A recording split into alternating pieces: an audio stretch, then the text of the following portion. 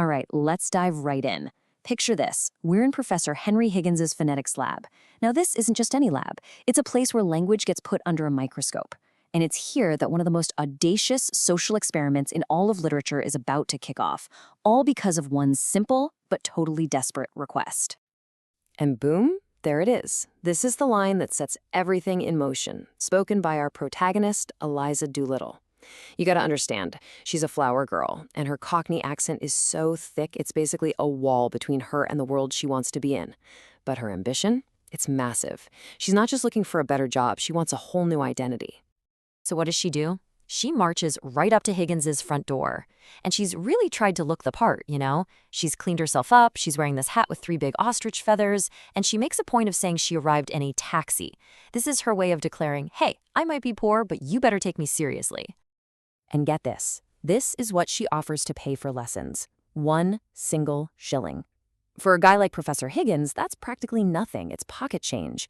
But the sheer nerve of it, the audacity.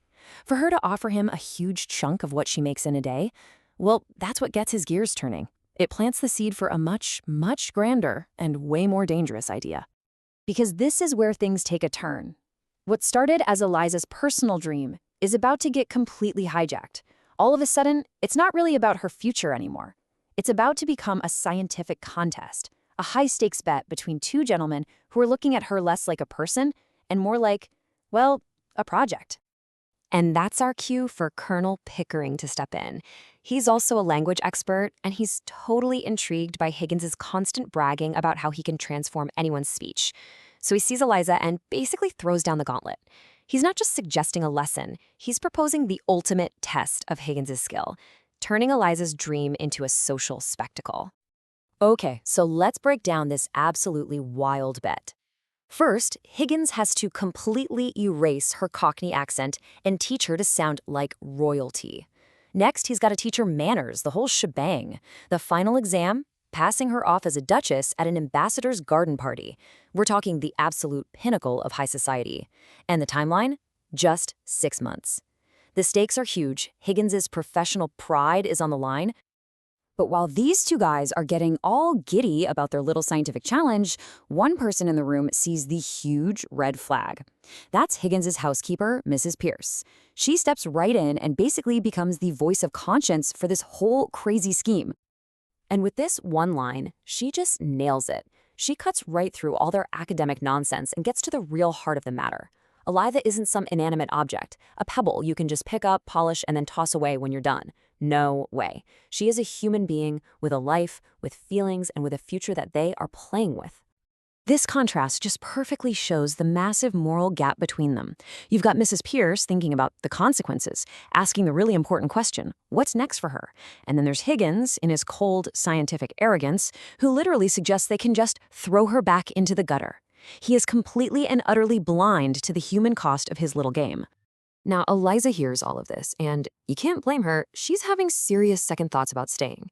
So Higgins switches tactics. He tempts her, not with big ideas of self-improvement, but with luxuries she can actually picture.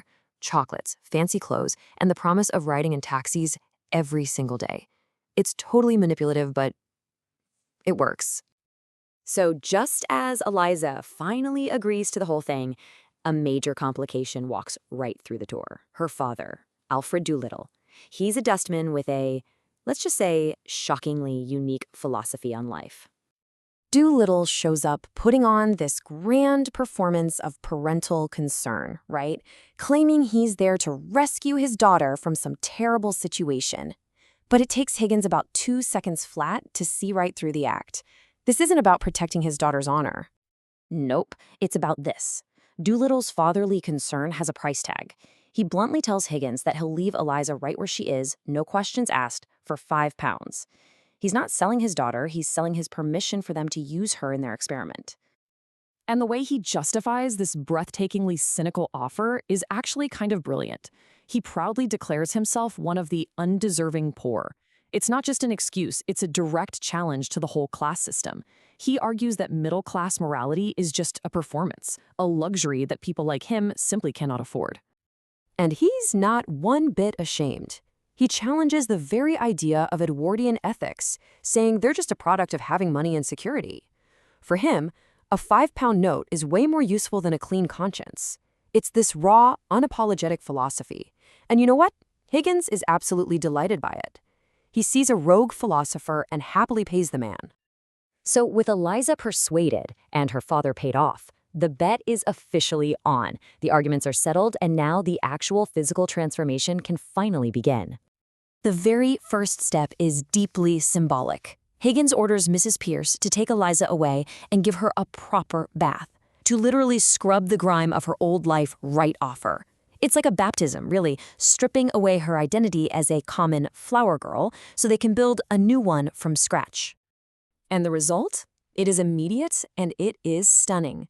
Eliza comes back out, clean and dressed in a stylish Japanese kimono. The change is so profound, so complete, just on the surface, that her own father doesn't even recognize her when he sees her. But even in this moment of initial victory, as they look at this clean, transformed girl, both Higgins and Pickering have a sudden moment of clarity. They realize this was the easy part. Changing her clothes and washing her face is one thing, but remaking her speech, her manners, her entire mind, that is the truly monumental task waiting for them. So the great experiment is underway. But as Act 2 closes, we're left with the central question of the entire play. Is it actually possible to completely reshape a human being? And even if you can, what is the cost? Not to the teacher, but to the student, whose entire world is being dismantled and rebuilt from the ground up.